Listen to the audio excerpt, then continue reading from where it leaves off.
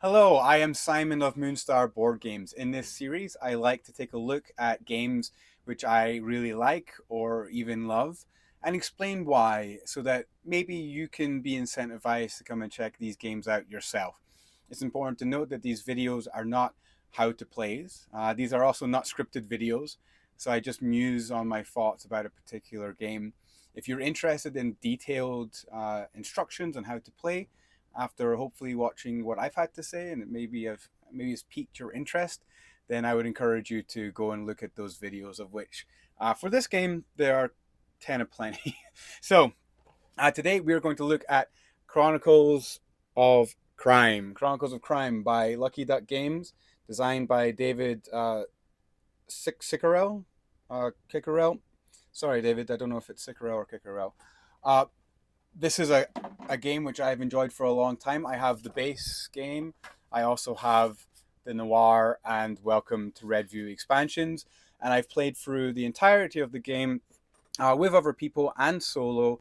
I've also played a number of the DLC expansions that you get as a result of purchasing those expansions through the application, or as a result of buying the glasses. There are 3D glasses that you can buy, which come with their own episode, their own crime for you to solve.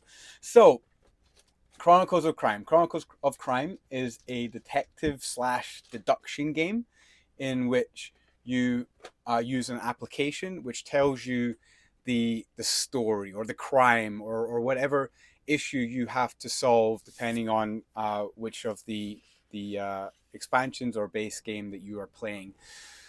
The expansions tell a narrative story. Welcome to Redview does. Noir. Each of the different scenarios are their own individual story. So there is a campaign aspect to Welcome to Redview, but for the rest of Chronicles of Crime, you're playing individual crimes. You're playing individual scenarios which you are tasked with solving. The app will set up the mission. It will tell you there's been a murder, and it will give you a couple of initial suspects and also the certain places to go to, and then from there you kick off into the scenario.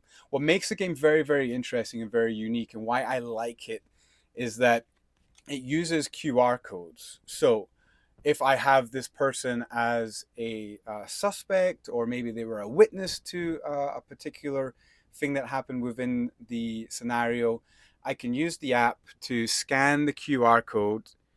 That QR code will then give me dialogue options to interact and to engage with this particular character. Not only with the characters, but additionally even with items that I might find. Like this is a money bag. If I see money bags, maybe I can use that and scan the QR code, and it will unlock a little bit more of the puzzle of the crime that I'm trying to solve. Additionally, there are locations that you can go to, and these locations are set up so that you can put the witnesses or people of interest in those locations to help keep track of where people are, what people are tied to in terms of locations, and what happened at those locations. As a result, helping you to keep track of just the scenario as a whole. I wouldn't say that this is for very casual players or new players to this type of game. It's positioned as such that it is very accessible, but the crimes can be quite complicated.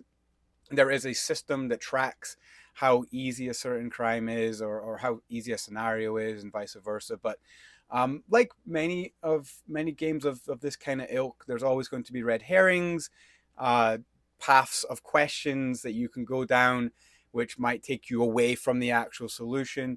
And so when playing these kinds of games, you kind of have to enjoy the journey as much as trying to figure out what the destination is. Commonly, who done it, who stole the jewels, who killed the person, or whatever. If you go into these games with that kind of mentality, I think you'll have a fantastic time. And certainly, I've really, really enjoyed Chronicles of Crime. The expansions will add in different little mechanics. So the Noir expansion, which is set in like 1930s or 1920s noir style America will give you the opportunity to maybe, well, I'm going to spy on this person. So if I've had this person come up as a person of interest, well, I can decide to spy on that person, or I can bribe that person, or even I can beat that person up or break into where they are. The characters, these are the noir characters specifically. You'll see that they're all pretty well themed to their to the particular expansion. So the game is very thematic. I think noir, especially noir, is by far and away my favorite. I think if you're going to play Chronicles of Crime, I really do feel like you want to start with the noir cases before you go on to the base game cases, just because, at least for me, I like the noir theme. The base game cases are purposely generic, uh, and so they're still a lot of fun. So, as I say, I've played every single case, but for me, I prefer the theming of the noir over the base version. Another really cool thing about Chronicles of Crime, which I haven't seen done in another game, there are new expansions to the Chronicles of Crime series, standalone boxes set in different periods of time. But I'm just talking about the base Chronicles of Crime original game. Um, in the game, you can explore and, how to say, you can investigate areas that you have discovered. So, for instance, let's say, and these are the noir locations. Let's say that you've been told. I know this is home. Jeez. Let's say you have been told that this is where the crime has taken place, right at A. You can scan this QR code here, and then you are taken to a 3D environment of that location. So you can use your phone and look around that room. There are glasses that you, it makes it like a VR experience where you're looking around the room and you're telling other people that are maybe playing with you what's in the room so that they can find the associated evidence cards, which you can then use as leverage to talk to suspects or witnesses or whoever's involved in that particular scenario. So that little bit of tech, right? That little bit of tech of using your phone and looking around the scene, I found, even though the game isn't really for, I wouldn't say it's for super casual players, it does give uh, a very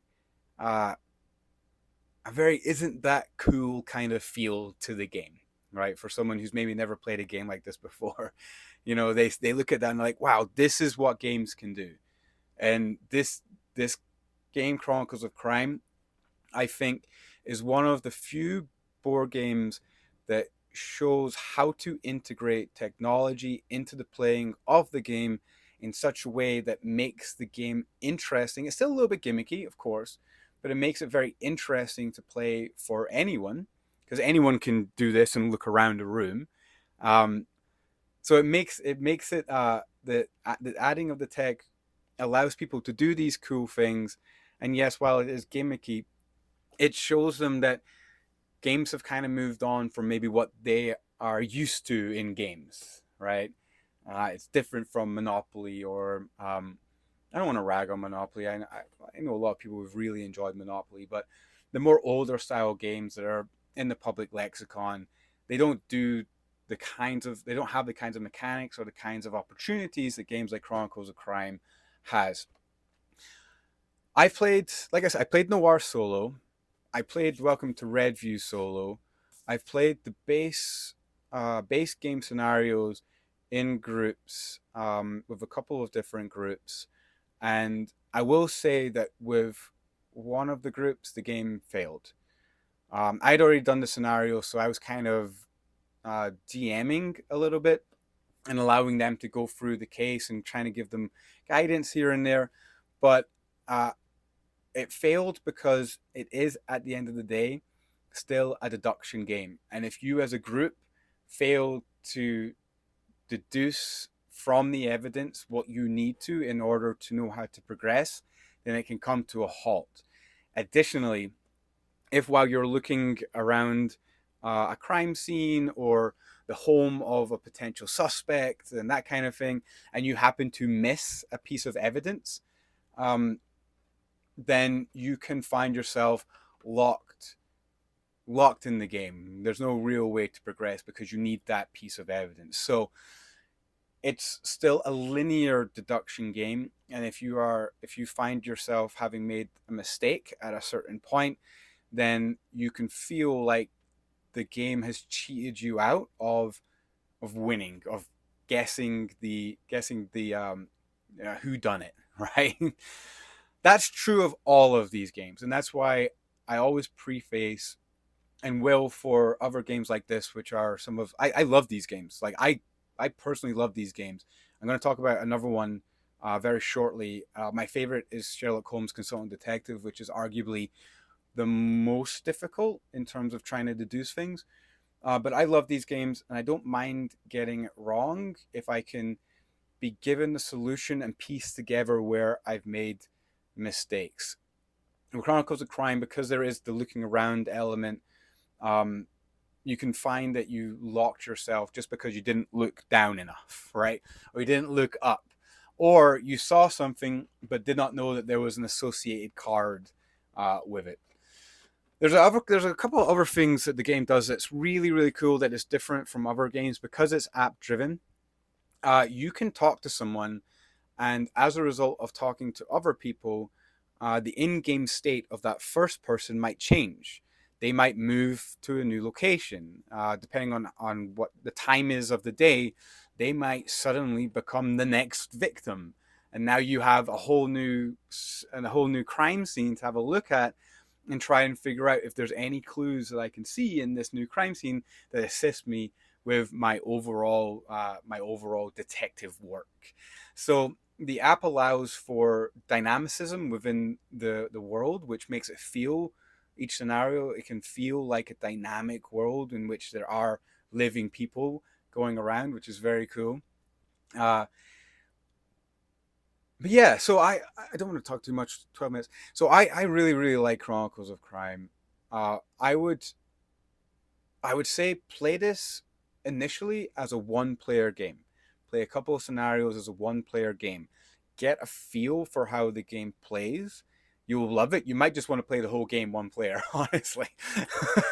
Like I did one case of Noir and just loved it so much that I, I just didn't play it with anyone else. Like I just wanted to go through it by myself and brain it out and enjoy the individual cases and the people that I was interacting with. But I would say if this is your first game of this ilk and your group isn't hasn't had experience with this kind of game, play a couple of games solo so that you can bring it to the group, and maybe for their first game you can kind of GM, you can kind of steer them correctly, or you can give them a little bit of guidance as to how to utilize the tools that the game is giving them in order to deduce the solution to the scenario. And they're not all, if I remember rightly, they're not all murderers. There's a robbery at a an English or a British museum or something like that. The Egyptian something Egyptian has been stolen from a British museum, obviously. So the scenarios are actually quite varied, especially if you get the expansions. I would say that I did not like Welcome to Redview. I didn't like it. I didn't find it super interesting. But Noir in the base game are some of the best deduction moments that I've had from this style of game, and there aren't many. There aren't many games that do this this particular thing very well. Now I know probably see lots of Instagram ads, Facebook ads, and whatever for mysteries in a box. Um, Honestly, I've not played them, so I can't talk to how good they are. But within board gaming as a hobby, there's only a few games that are kind of elevated up by people within the hobby as being very, very good examples of this type and style of game. Chronicles of Crime is one of them. and it is more than deserved. This game, I like I say, my box is a mess because I have taken this off the shelf and played it. I'm I'm debating whether or not to, because I've played it all. I'm debating whether or not to give it to a friend and his wife so that they can just play and they can experience it.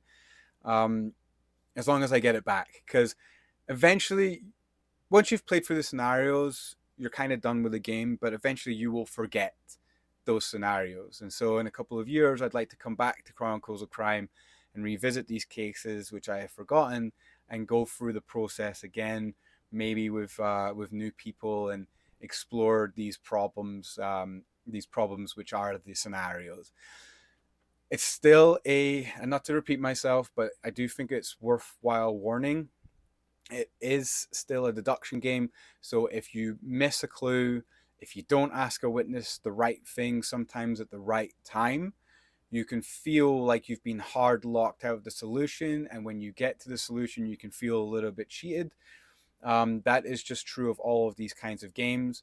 Just trust that for every one of those games within Chronicles of Crime, you probably have 4 or 5, maybe even 6 games where you're like snapping through it and you're like, yeah, I'm figuring this out.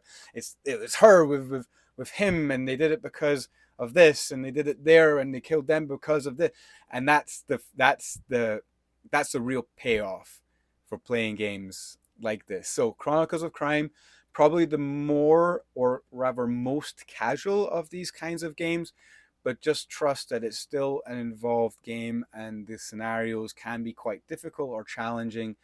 There are easier scenarios, but even then, you're still having to retain quite a lot of information and piece that information together. For some people, they'll love it. For other people, they might not.